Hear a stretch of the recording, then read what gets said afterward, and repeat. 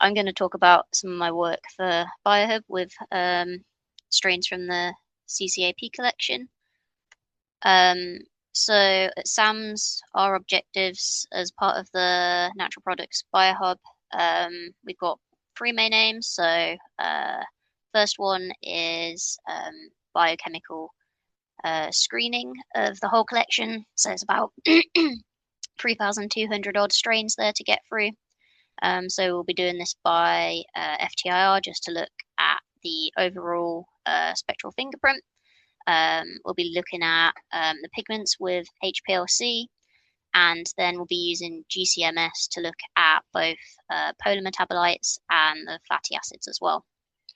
And then later on, we'll be moving on to more in-depth characterization of about 25 interesting strains. So these are probably industrially relevant ones that might produce key metabolites, have uses in agriculture and aquaculture, things like that. So it's going to be a more in-depth characterization because we're going to look at production over time course and under different growth conditions. And the analysis is going to be expanded to include carbohydrates, proteins, and other elemental analyses as well. And then that's going to lead into some bioassays. So looking at antimicrobial, antioxidants, and biostimulant activities, which will be done in conjunction with Swansea and Cabby. So the bit we're working on at the moment is first area. So this is just the workflow of how we do it. So I get my sample of freeze-dried algae, try and do as much as we can with about only 2 milligrams. So first of all, we do FTIR to get the fingerprint. So we can look at things like the carbohydrates, the lipids, and the proteins. And thankfully, this is non-destructive, so we can keep that sample, and then that can then go into biphasic extraction. So we'll get the aqueous phase, and that will contain all the polar metabolites, so things like sugars, amino acids, organic acids, and that will be analyzed by GCMS. Then we also get the organic phase, so that will contain things like the pigments, so carotenoids and chlorophylls that we look at with spectroscopy and HPLC, but it also contains all the lipids, so things like the polyunsaturated fatty acids, which are of particular interest. And again, we look at that by GCMS. So this is an example of what you'd expect to see with the FTIR traces. So the big one on the left, key areas are highlighted. So in green, there's 2 major areas you tend to get for lipids. So you can get sort of a 2-prong peak over on the left-hand side, about 2,850 to 3,000 centimeters to the -1. And then sometimes you get a very sharp little peak a bit further over, about 1,700 centimeters to the -1. And then next you'll see over in sort of the orangey color, you'll get another sort of double-prong peak, and they're the 2 protein amide peaks, and one is quite often a bit bigger than the other, and they're about 1,600, 1,500 centimeters to the -1. And then the last thing that we'll see is the carbohydrate peak, which we're seeing in blue here, and that can be quite a broad peak.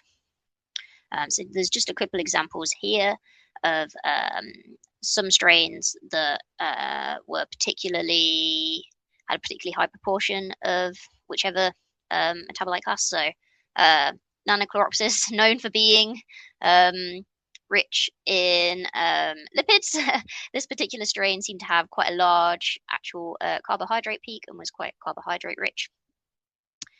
We got the green algae Chloromonas. That was quite a protein-rich strain here. And then an example of a lipid-rich one that we found was this Desmodesmus here. So you can imagine with about 3,200 odd strains, the data gets a bit confusing. This is by no means all 3,200 strains. We've got about 20% of the way through for the FTIR now. And the best way of visualizing all this data is to do multivariate analyses. So you can do things like principal component analysis or partial least squares discriminant analysis. So one of those is a supervised technique. So you tell it what you expect the groups to be, and it'll try and maximize the difference. So that's the example we've got here. Whereas principal component analysis is unsupervised and just will show sort of a slice through the maximal variation there, irrespective of any groupings that you've given it. So you can imagine if you had many axes on a graph and you plotted things, you'd end up with this massive ball of points, and that would not be particularly helpful. But what it does when you do the multivariate analysis is it takes a slice through that big blob of data, and you get this 2D image, and that shows you sort of the maximal variation that you can see there. So this is the data we've got so far of the first 20% of the CCAP collection, and it's coloured by sort of the algal class. Some of the classes have much greater representation so far, so they're a bit easier to see. But what I hope you can see is that you sort of see there's a bit of a separation into the different sectors based on the class. So up in the top left is generally where the chlorophytes are, the bottom left typically where the cyanobacteria are, the top right where the diatoms are, and the bottom right typically where the rhodophytes are, and then the others where there's fewer representatives are sort of dotted around. They're a bit harder to see, unfortunately, at this moment in time. So that means that there is some differences that you can see between the different classes.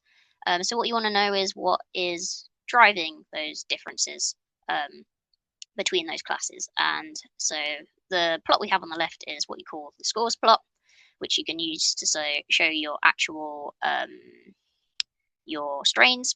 And then you can get another plot called a loadings plot, and this in this instance will be your FTIR wave numbers that have been binned, and these are what are contributing to the positioning of the different strains. So obviously this is all a bit confusing. There's quite a lot of different wave numbers. So what I've done is, on the next slide, I've reduced that down a bit to the more significant wave number bins, just so you can get a bit of a better view of it. So these were the more significant ones. Something you can get out of the PLSDA score plot, you can get something called the variable importance of projection scores, and it's a bit like a significance score. So these are just the ones that had a ranking of 0.5 or higher, to make things a bit easier to see. So what we can see here is that this region here in orange, these are all wave numbers that typically correspond to protein FTIR regions, and that is appearing to contribute quite a lot to the cyanobacteria and a little bit to the chlorophyte positioning.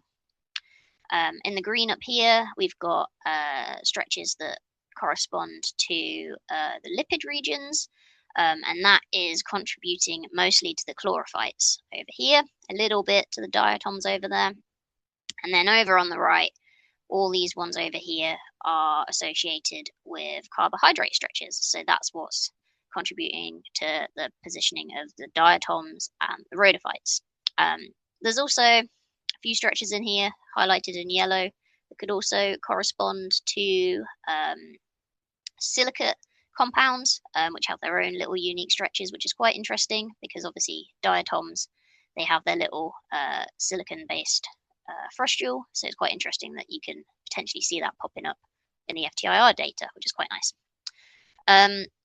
Another way that you can sort of represent this that can be a bit easier to understand sometimes is by doing a heat map, and that can help you visualize what's higher in different groupings.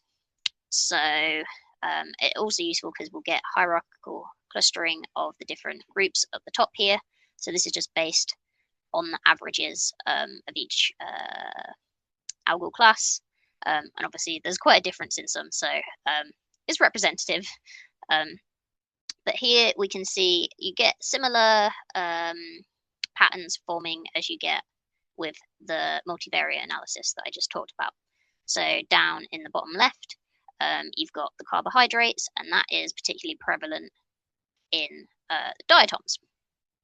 Here we've got lipids, and we can see that actually something that we couldn't see because there weren't as many of them in the multivariate analysis is that they are particularly high in the heterochroms. So that's things like nanochloropsis, which are well known for having high lipids.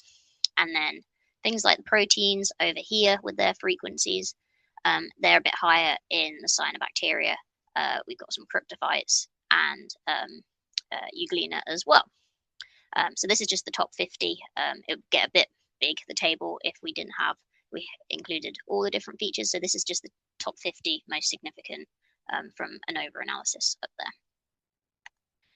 So just to summarize, FTR is quite a simple technique, but I hope I've shown you that it's quite effective. We're starting to see separations between the different algal classes already. It can be useful to get a fingerprint, and then this can be built into a library, and you can use this for species identification. Unfortunately, you can't really control for mass, and you've got a complex biological sample made up of lots and lots of different sugars, lots and lots of different lipids, and they're all contributing and overlapping in the signal. It's very relative and not a quantitative technique for this sort of analysis. I mean, it can be quantitative for other sort of analyses, but not for something like a very complex biological thing. But it is useful because we can identify strains of interest for further analysis by looking at the proportion of each region. So ones that are high protein, ones that are high carbohydrate, ones that are high lipid. And this can then be useful in the future when we go into looking at time course and growth condition analysis, because we can very quickly monitor how changes in the conditions will affect things like the lipid levels, the protein levels, etc. That's I've finished, but I'd just like to thank Naomi Thomas. She's works at the Culture Collection, and she's helped me an awful lot by providing me with all the strains, and also all the other CCAP staff as well, who have also been involved in the background. Thank you.